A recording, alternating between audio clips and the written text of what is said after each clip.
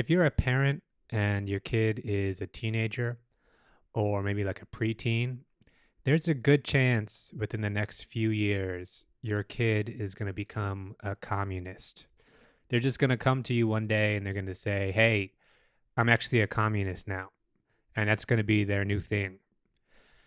I understand if you're scared or frustrated by this because it wasn't something that you thought you would have to deal with, particularly not in the post Cold War era. But it happens. And rather than try to fight it, which you know is not going to work, I really think the best approach is to just take a step back and assess the situation. Think, why is my kid a communist? What is appealing to them about this lifestyle and economic system? Short answer, they choose communism because it's cool and it's fun and it gives them something to do. Kids like having things to do. The thing about communism, the appeal of it in the modern era, we live in a world where everything is so vague and you have to wear so many different hats and nobody is quite committed to anything. Everybody is cynical. They're halfway in, halfway out. They're not really committed. Whereas communism is an all in ideology. It comes with not just a political view and an economic view, but also, a community. It comes with it's a lifestyle that you can adopt.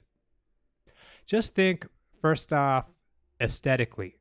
Put aside all of the details of economies and, means of production. Just the aesthetics of communism, it looks cool. There is a uniform that comes with it. There's no uniform for capitalism. That's the other point is that capitalism is the system we live under, but you never really get to sign up for it. You're just born into it. Communism comes with an entire aesthetic that you can put on. You can put on the Fidel hat and wear fatigues, and you and your boys can stomp around and, smoke pipes and discuss revolution. But that was one of the reasons the appeal of communism originally, there was thought put into the aesthetics. They want uniforms that looked cool. The Soviet Union put a lot of time and thought into propaganda, into creating a unified aesthetic. If you look at Soviet art and their propaganda style, it wasn't just haphazard. That wasn't them making it up as they went along. It was like, no, let's make something that looks cool and identifiable. And that's what young people want to attach themselves to. Women love a guy in uniform, and men love putting on a uniform. It feels good. That's why guys put on football jerseys on Sundays and they get together with their boys and everybody is wearing the same color. You feel like you're a part of something. Capitalism doesn't have a uniform. Maybe you want to put on a suit and act like some big shot, finance guy. But that's not a uniform because everybody's suit is a little bit different. And you can't look at a guy and know, oh, that's a capitalist. But you can look at a guy who's dressed like Mao, who's walking around holding a book. Because that's what communism gives you. It gives you something that you can just jump all the way into. And that's what young people want, particularly at the age around 16, 17, when you're first sort of developing an identity separate from your parents. You want something that you could just go all in on. And it's not enough to just be the guy who likes basketball or to be a guy, oh, sometimes, I'm pretty good at Tekken. And, sometimes I play GTA and I watch these streamers. Those are all part-time identities. There's no unified field of experience. There's no other people you can connect with who also like everything you like. But communism allows that. And it also, it's not just the clothes. There's also just an entire field of knowledge. People you hear like communist leftist types telling each other, they're always bullying each other into reading theory. They're saying, oh, you spend too much time online. What you should be doing is reading theory.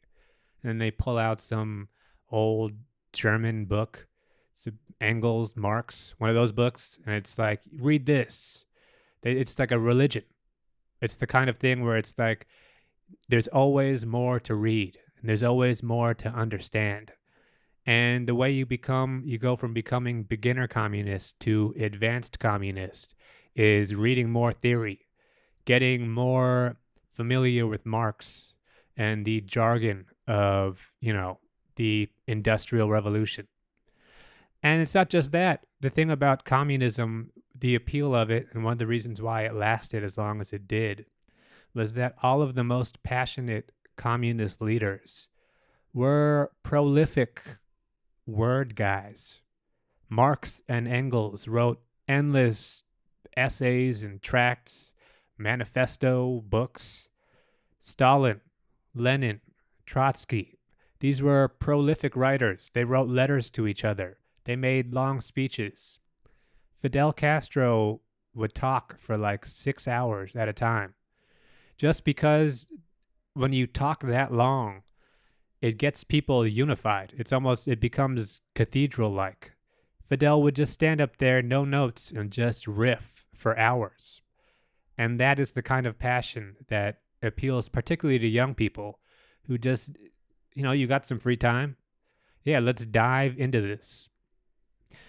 The deep dive, we've all gone through it on YouTube, where it's like you kind of get interested in a subject, and next thing you know, 9 hours have passed and you just know everything about it now.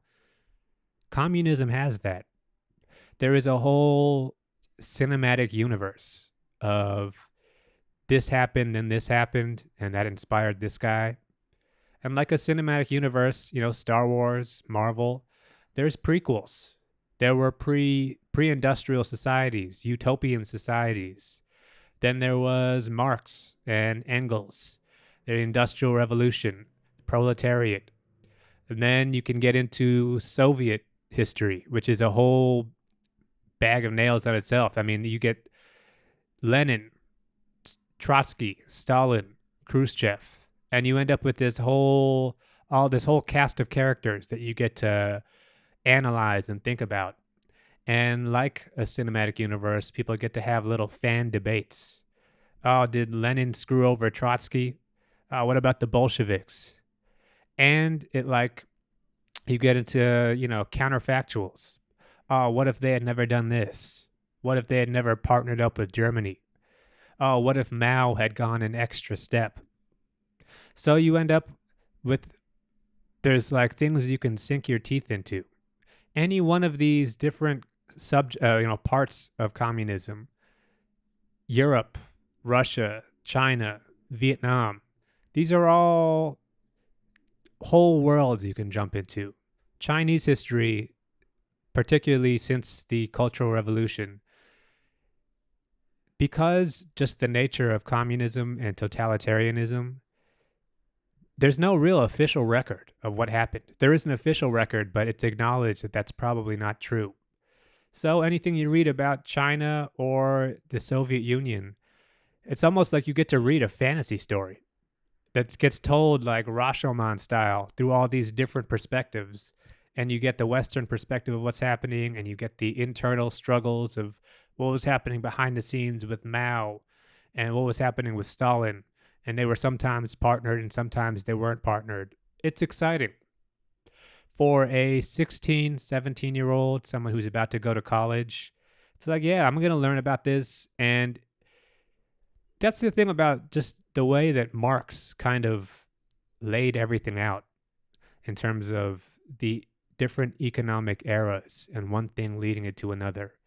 And you start with feudalism and then, capitalism, socialism, communism. Like anything, I mean, I keep going back to this cinematic universe idea, but you can always project it forward. There's always something to look forward to in communism, because communism we've never gotten there. We're always in late capitalism. We've been in late capitalism for like 200 years, but they always get to tell you, no, it's almost there. We feel the collapse happening right now. Once this collapses, then we get to the next step. And then it's just 2 more steps until we're in paradise. until we're in full communism.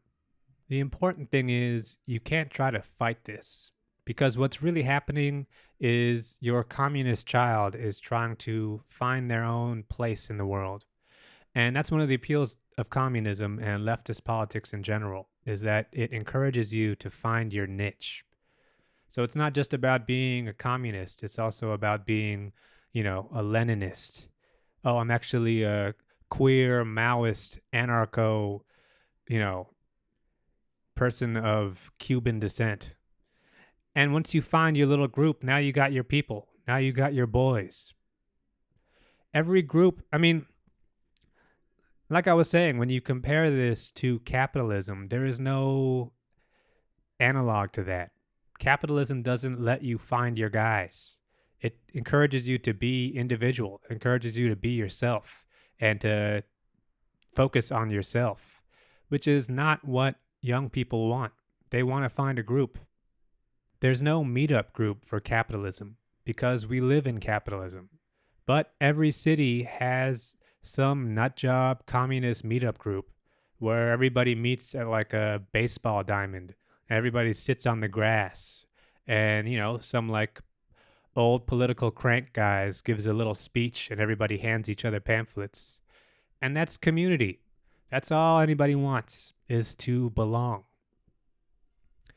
In the long run, though, and why I think you should be optimistic, is that this probably won't last. There's a reason why this kind of politics tends to thrive among the youth, is that the longer you live in capitalism and the more experience you get working, paying bills, and dealing with bureaucracy, it does wear you down. And eventually your kids the communist thing will start to fade into the back as they become crushed under the weight of, regular life in America. So in the long run, they probably won't be the communists. Best case scenario, they end up having kids and those kids become communist. And then eventually maybe there's some sort of a revolution happens. But in the meantime, I would say go easy on your kids. They're doing their best.